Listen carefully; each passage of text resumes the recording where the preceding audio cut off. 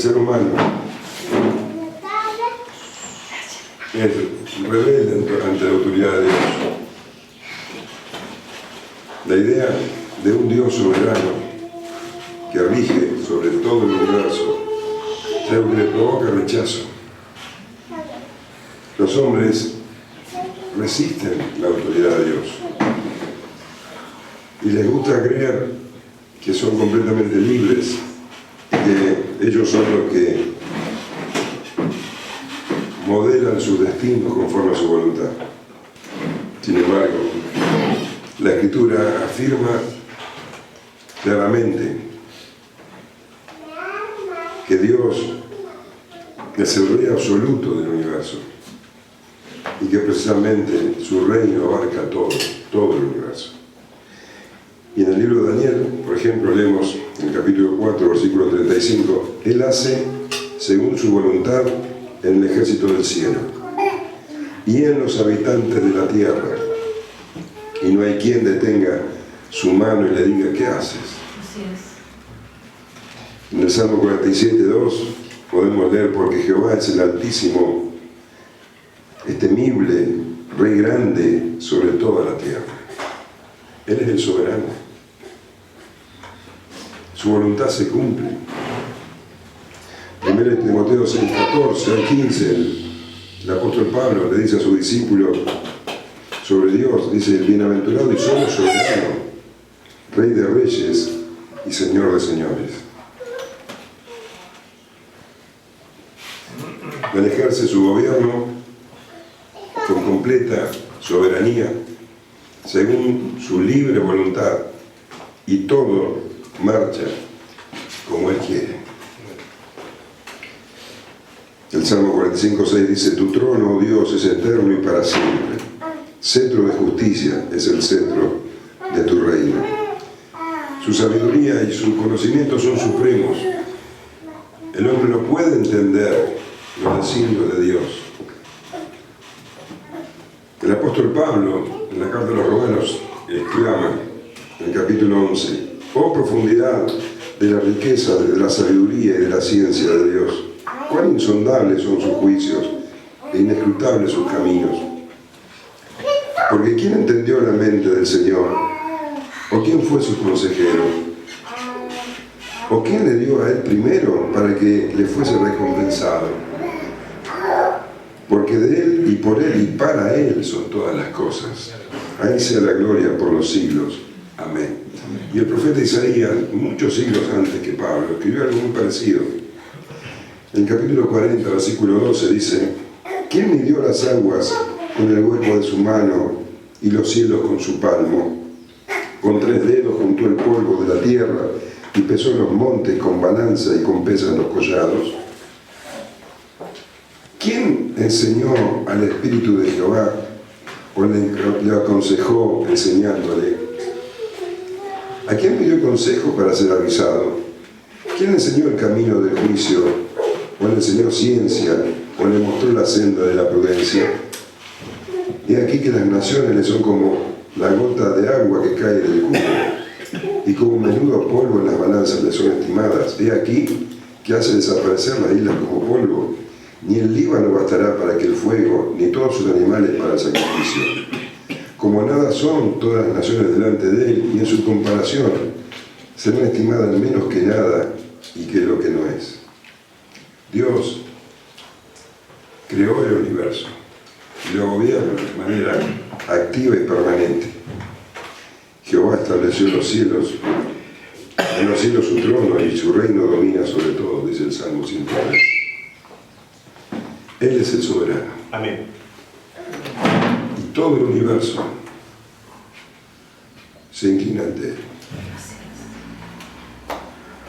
Las cosas inanimadas, la materia inanimada, se somete a su reinado.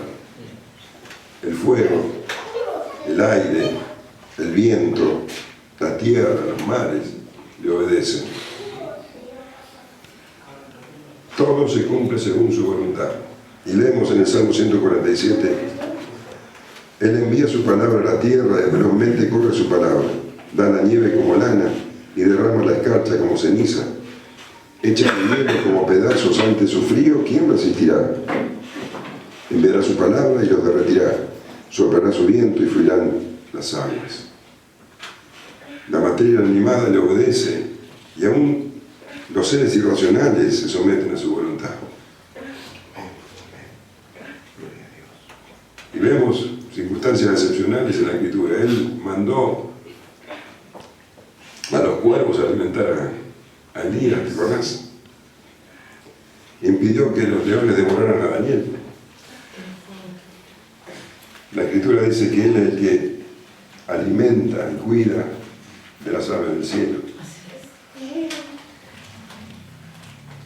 El Señor es soberano sobre todas las cosas.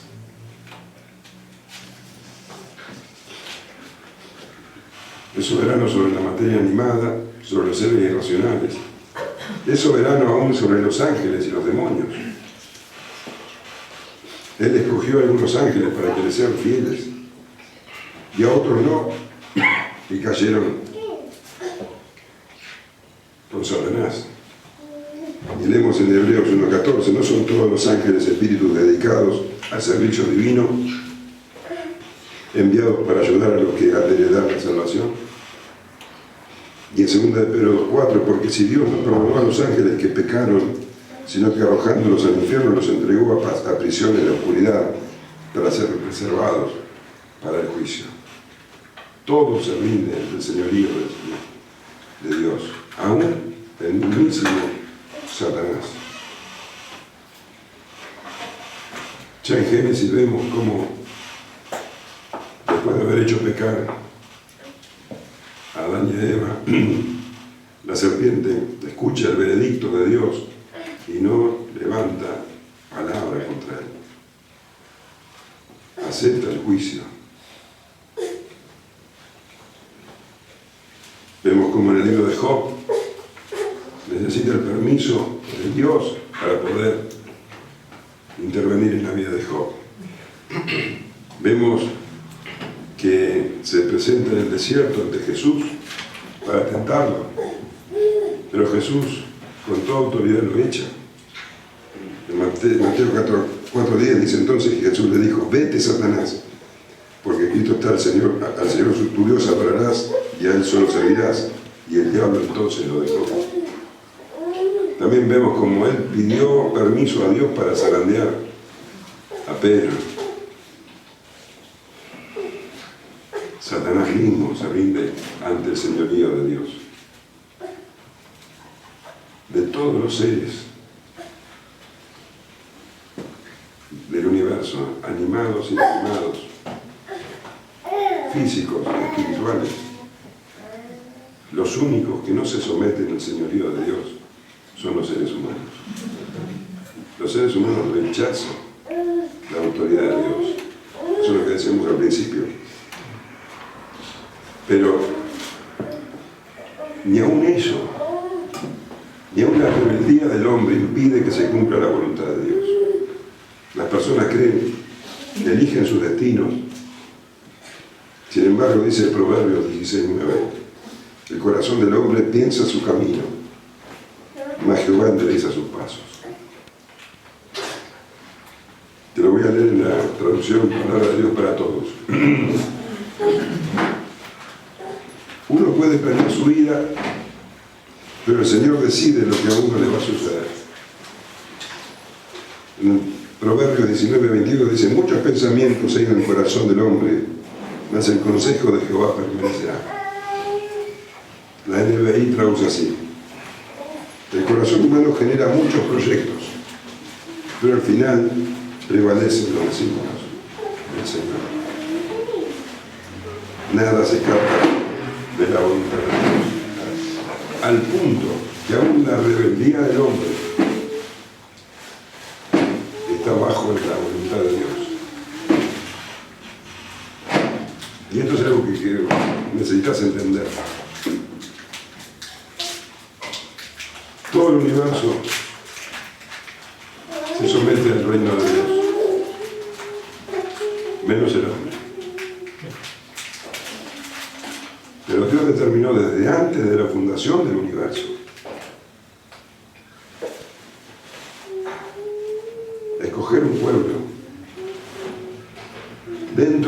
esos rebeldes que Él creó para que sean su pueblo. Él determinó establecer su reino en los corazones de hombres y mujeres pecadores. Él determinó que esas personas se arrepintieran de sus pecados y determinó transformarlos en sus hijos. Ese es el propósito de Dios. Dice así Efesios 1, 4 y 5. Según nos escogió en Él antes de la fundación del mundo, para que fuésemos santos y sin mancha delante de Él, en amor habiéndonos predestinado para ser adoptados hijos suyos por medio de Jesucristo según el puro afecto de su voluntad. ¿Me entendés esto? Dios determinó antes de la fundación del mundo que de la rebeldía del hombre, de esos corazones corruptos y rebeldes, Él estableció tomar algunos, escoger algunos, para que su reino se instale en esos corazones. Y esos, por medio de un Salvador, iban a pasar a ser su pueblo. Y ese es el propósito de Dios desde el comienzo. Todo el universo fue creado con ese propósito. Cuando llegue el fin de su propósito, el universo como lo conocemos va a desaparecer. Pero no nos adelantemos lo que va a pasar, ya lo vamos a llegar. Pero el propósito de Dios es que su reino se instale en los corazones de hombres y mujeres rebeldes. Y las profecías del Antiguo Testamento anunciaban la venida de un ungido que iba a producir eso. Profecías como la de Daniel 7:13, que dice: miraba yo en la visión de la noche, y aquí, con las nubes del cielo, venía uno como un hijo de hombre, que vino hasta el anciano de días, y le hicieron acercarse delante de él, y le fue dado dominio, gloria y reino, para que todos los pueblos, naciones y lenguas le sirvieran. Su dominio es un dominio eterno, que nunca pasará, a su reino uno que no será destruido. Daniel está anunciando la venida de un rey, que va a establecer un reino que no tendrá fin. Miqueas 4:2 dice: vendrán muchas naciones y dirán: venid y subamos al monte de Jehová y a la casa del Dios de Jacob, y nos enseñarán sus caminos y andaremos por sus veredas, porque de Sión saldrá la ley y de Jerusalén la palabra de Jehová. Y él juzgará entre muchos pueblos y corregirá muchas naciones poderosas hasta muy lejos, y martillarán sus espadas para asadones y sus lanzas para hoces. No alzará espada nación contra nación, ni se ensayarán más para la guerra. Este Mesías iba a traer un tiempo de paz, no habría armas, habría asadones y hoces en lugar de espadas.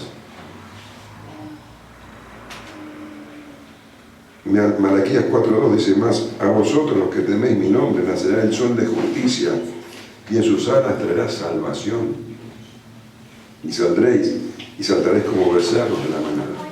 Todas estas profecías y muchísimas más anunciaban la llegada del Mesías, el ungido de Dios, que traería salvación, que traería su reino, y él sería el rey para siempre. Pero los judíos no entendieron esta profecía. Ellos entendían que ese Mesías iba a venir para restablecer el reino de Israel aquí en la tierra, un reino terrenal. Ellos esperaban que el Mesías viniera con ejércitos, con armaduras brillantes y caballos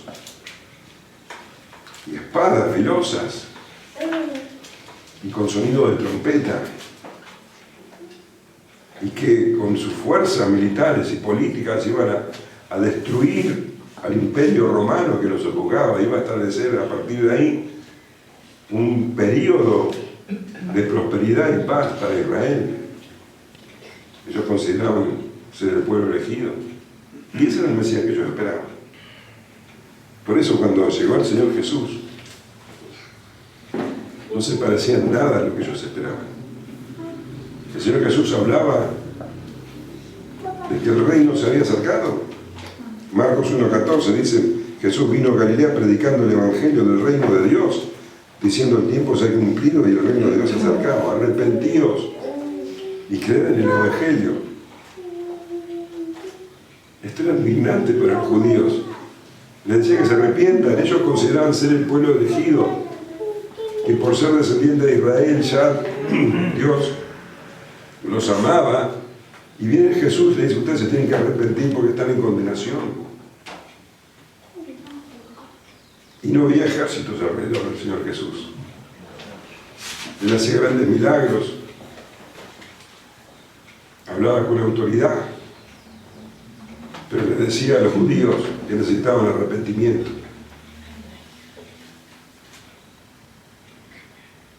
Y ellos, en su gran mayoría, sobre todo los líderes religiosos, lo rechazaban y hasta querían matarlo. Y él decía ser el Hijo de Dios, perdonaba pecados. Un día, unos fariseos lo enfrentaron cara a cara al Señor Jesús, diciéndole, bueno, si vos sos el Mesías, ¿cuándo viene el reino? ¿Cuándo se establece el reino de Dios? Vamos a leer precisamente eso. En Lucas 17:20 al 25.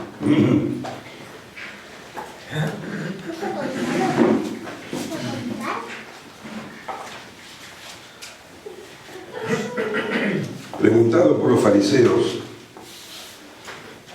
cuándo había de venir el reino de Dios, le respondió y dijo, el reino de Dios no vendrá con advertencia, ni dirán helo aquí o helo allí, porque aquí el reino de Dios está entre vosotros. Y dijo a sus discípulos, tiempo vendrá cuando desearéis ver uno de los días del Hijo del Hombre y no le veréis. Y os dirán, helo aquí o helo allí, no vayáis ni lo sigáis. Porque como el relámpago que al fulgurar resplandece desde un extremo del cielo hasta el otro, así también será el Hijo del Hombre en su día. Pero primero es necesario que padezca mucho y sea desechado por esta generación. Dice que, bueno, unos fariseos lo fueron a confrontar finalmente. Y tenemos que entender que la actitud de los fariseos contra el Señor Jesús era tremendamente hostil. Cada vez que los fariseos hablaban con Jesús, era para burlarse de él, para buscar la oportunidad de que él se contradiga, que diga algo en contra de Dios, algo que le dé pie para poder encarcelarlo y matarlo. Los fariseos eran los religiosos de Israel, los líderes religiosos de Israel. Y se le acercaron, como siempre, de manera hostil.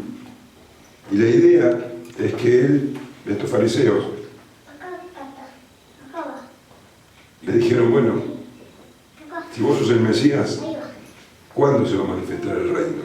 Y si no sos el Mesías, callate, no hagas más nada. Esa es la idea de lo que estaba transmitiendo esto. El Señor había sanado 10 leprosos, ¿te acordás? Lo vimos el domingo pasado. Y solo uno de esos 10 leprosos había vuelto. Y encima ese leproso que volvió era samaritano. Los fariseos cuando ven esas cosas decían, ¿y este es el reino que tanto esperábamos? ¿Dónde están los ejércitos? El reino tiene que ver con leprosos que son sanados, con pescadores, como los seguidores de Jesús, con cobradores de impuestos, publicanos. Ese es el reino que tanto anunciaban los profetas. ¿Cuándo? ¿Cuándo iba a venir verdaderamente el reino tal como ellos lo esperaban? Le respondió y dijo, el reino de Dios no vendrá con advertencia. El reino de Dios no vendrá con ejércitos, ni con caballos. El reino de Dios no vendría con manifestaciones de poder político, militar. No se trataba de un reino que se manifestaba de manera evidente, de tal manera que podían decir, helo aquí o helo allí, allá está el reino, o acá está. No era esa la manera.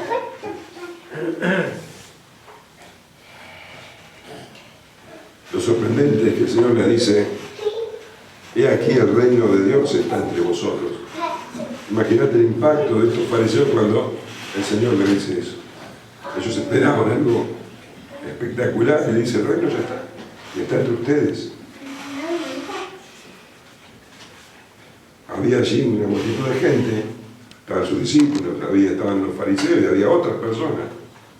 Entre esas personas que estaban allí, había gente que estaba ya en el reino de Dios. El reino de Dios estaba en ellos.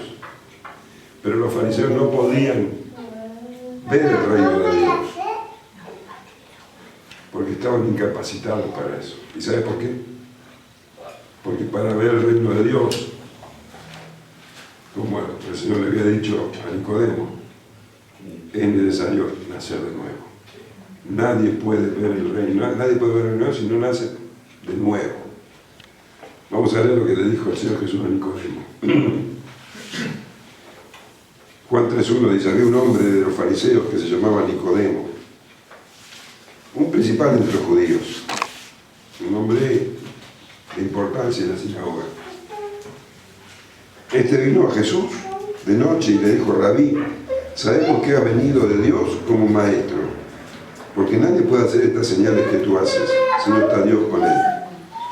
Respondió Jesús y le dijo, de cierto te digo, que el que no naciere de nuevo no puede ver el reino de Dios. Y eso es lo que precisamente le pasaba a los fariseos. El reino de Dios ya estaba allí, pero ellos no lo podían ver. ¿Por qué? Porque no habían nacido de nuevo. ¿Qué significa nacer de nuevo? Nicodemo le dice que me tengo que volver a meter en el vientre de mi madre. No se trata de eso. Se trata de nacer espiritualmente. La Escritura dice que todos los seres humanos están muertos espiritualmente. Y el muerto no puede discernir las cosas espirituales porque tiene el espíritu muerto. Es necesario que Dios le ponga vida al muerto para que pueda ver. Es necesario que Dios despierte el espíritu. Eso es nacer de nuevo.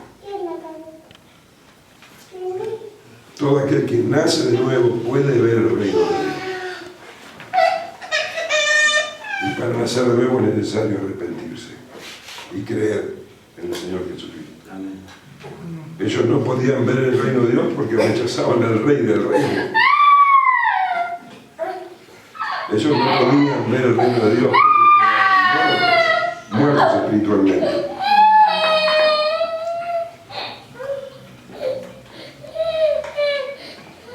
El Señor estaba hablando de un reino espiritual. El reino ya estaba allí. El reino de Dios se había acercado. El Señor Jesús prometió que aquellos que creen en Él, el Espíritu Santo vendría a morar en ellos. Y no solo el Espíritu Santo, sino la Trinidad misma. En Juan 14:17 dice, el Espíritu de verdad, el cual el mundo no puede recibir, pero no le ve ni le conoce. Vosotros le conocéis porque mora en vosotros y estará en vosotros. Todos aquellos que nacen de nuevo lo hacen porque el Espíritu de Dios viene a sus vidas y les da vida, y les da visión, discernimiento. Y en el versículo 23 se respondió Jesús y les dijo: el que me ama, mi palabra guardará, mi Padre le amará, y vendremos a él y haremos morada en él. El Señor Jesús dice: el reino de Dios ya está acá. Ustedes no lo ven porque están muertos. Para ver el reino de Dios es necesario nacer de nuevo. Y este reino espiritual que viene a los corazones de aquellos que creen en el Señor Jesús es algo que no se puede percibir con los ojos. No es algo que impacta a la vista. El Señor vino por primera vez en completa humildad, como siervo, como un cordero, sin estridencias, a traer el reino, a abrir la puerta del reino de Dios. Y todos aquellos que se arrepienten y creen, entran al reino de Dios y son parte de ese reino.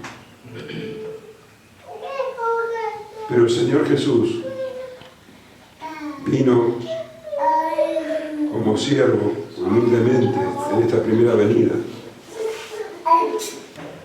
Pero vendrá después nuevamente. El Señor Jesús volverá y ya no vendrá humildemente como un siervo. Vendrá en gloria. El Señor le dice, versículo 22,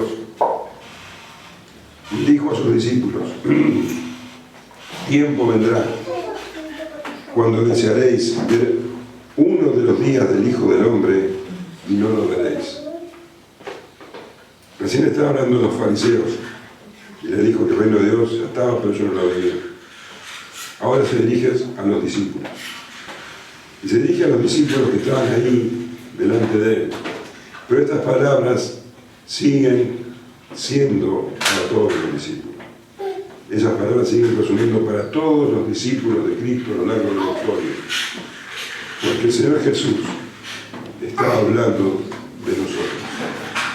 Está hablando de este tiempo. El Señor Jesús está hablando, podemos decir de una manera profética, sobre este tiempo. El tiempo en que nosotros vivimos. El tiempo que comenzó cuando Él ascendió a los cielos y terminará cuando Él regrese. Dice, y dijo a sus discípulos: tiempo vendrá cuando desearéis ver uno de los días del Hijo del Hombre y no le veréis. Vendrá el tiempo en que los discípulos de Cristo anhelen que el Señor venga. Anhelen su venida. Tiempo vendrá en que los discípulos de Cristo estén tan hartos de su propio pecado y del pecado que los rodea, estén tan hartos de ver cómo el mundo pisotea el nombre del Señor Jesús, que anhelarán ardientemente la venida del Hijo del Hombre. Y leíamos en Romanos estos días que el creyente gime dentro suyo por ese día, y que hasta la creación gime con dolores de parto para que llegue ese día. Y ahora el Espíritu Santo gime con gemidos indecibles, dice, por la llegada de ese día. Dice que vamos a estar anhelantes, y es el tiempo en que nosotros vivimos. Estamos anhelantes a ver que el Señor venga. Apocalipsis 22, 17 dice: y el Espíritu y la esposa dicen: ven, ven Señor Jesús. La esposa de la iglesia: ven Señor Jesús. Dice que las almas de los mártires están en el cielo clamando para que el Señor vuelva. Apocalipsis 6:10 dice: y clamaban a gran voz diciendo: ¿hasta cuándo, Señor santo y verdadero, nos juzgas y venga nuestra sangre en los que moran en la tierra? Ven, el Señor Jesús, termina con esta injusticia, establece tu reino. Ese es el clamor de los hijos de Dios hoy y a lo largo de la historia del cristianismo. Pedro dice, anhelarán, desearéis ver uno de los días del Hijo del Hombre, no lo veréis. Por más que anhelemos y anhelemos, ese día llegará en el momento preciso, no lo podemos adelantar. Por más que oremos y clamemos, ese día está determinado. A ver. Y mientras tanto, nos toca esperar con paciencia. Así dice Santiago, Santiago 5. Por tanto, hermanos, tened paciencia hasta la venida del Señor. Mirad cómo el labrador espera el precioso fruto de la tierra, aguardando con paciencia hasta que reciba la lluvia temprana y la tardía. Tened también vosotros paciencia y afirmad vuestros corazones, porque la venida del Señor se acerca. Aleluya. El Señor va a volver. Y anhelamos que vuelva. Anhelamos verlo. Él sabe cuándo. Y os dirán, helo aquí o helo allí, no vayáis y no sigáis. El Señor dice, ustedes, cuando llegue ese momento, este momento, tenemos que ser prudentes, porque Satanás aprovecha ese anhelo para sus propósitos y se levantarán falsos cristos, de manera que van a decir algunos, allá está, o allá está. Y el Señor dice, ustedes no se dejen engañar. En Mateo 24 dice, porque se levantarán falsos cristos y falsos profetas y harán grandes señales y prodigios, de tal manera que engañarán, si fuere posible, a uno de los escogidos. Yo os lo he dicho antes, así que si os dijeren, mirad, está en el desierto, no sabéis. O mirad, está en los aposentos, no lo creáis. El Señor no va a venir de esa manera cuando venga por segunda vez. La primera vez vino con humildad, la segunda vez va a venir en gloria. Y dice, porque como el relámpago que al fulgurar resplandece desde un extremo del cielo hasta el otro, así será el Hijo del Hombre en su día. Vos habrás visto un relámpago en la noche, como en un instante ilumina todo, nadie puede ignorarlo. Así vendrá el Señor. Y vendrá de manera imprevista. La iglesia lo está esperando, pero el mundo no. Para el mundo vendrá como ladrón en la noche, se van a sorprender. Pero cuando el Señor venga, habrá grandes hecatombes. Dice Mateo 24:29. E inmediatamente después de la tribulación de aquellos días, el sol se oscurecerá y la luna no dará su resplandor, y las estrellas caerán del cielo y las potencias de los cielos serán conmovidas. Entonces aparecerá la señal del Hijo del Hombre en el cielo, y entonces lamentarán todas las tribus de la tierra y verán al Hijo del Hombre viniendo sobre las nubes del cielo con poder y gran gloria. El Señor va a venir con poder y gran gloria.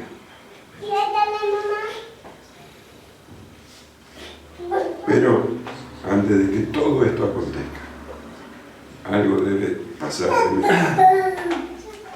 El Señor dice, pero primero es necesario que padezca mucho y sea desechado por esta generación. Para que todo eso ocurra, primero era necesario culminar con el propósito aquel libro.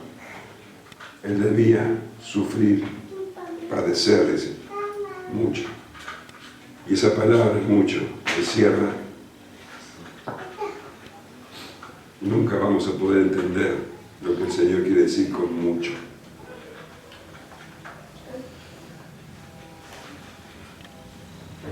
Debe padecer mucho. El Señor vino a la tierra siendo Dios, vino como hombre, a traer salvación a los perdidos. Y dice la Escritura que padeció primero hermano de hombres, hermanos de los ancianos de Israel, de los religiosos de Israel, y también de los gentiles, de los soldados romanos. El Señor padeció el odio y la maldad del hombre. El odio y la maldad del hombre lo sometió a latigazos que horadaron su piel, lo sometieron a humillaciones, a burlas, a escarnio, lo desnudaron, le pusieron una corona de espinas, lo humillaron, lo escupieron, lo bofetearon y lo colgaron desnudo en una cruz. Todas esas cosas fueron hechas por el odio y la maldad humana. Eso es lo que el hombre hace con Dios.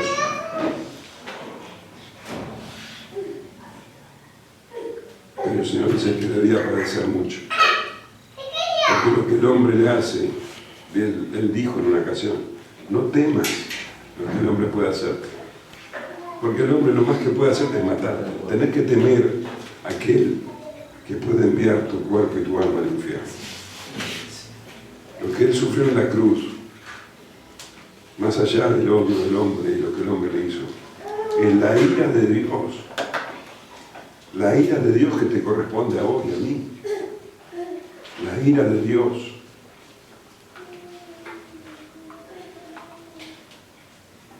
Él sufrió el infierno. La paga del pecado que es muerte. La muerte quiere decir separación. ¿Sabe por qué el hombre está muerto espiritualmente? Porque está separado de Dios.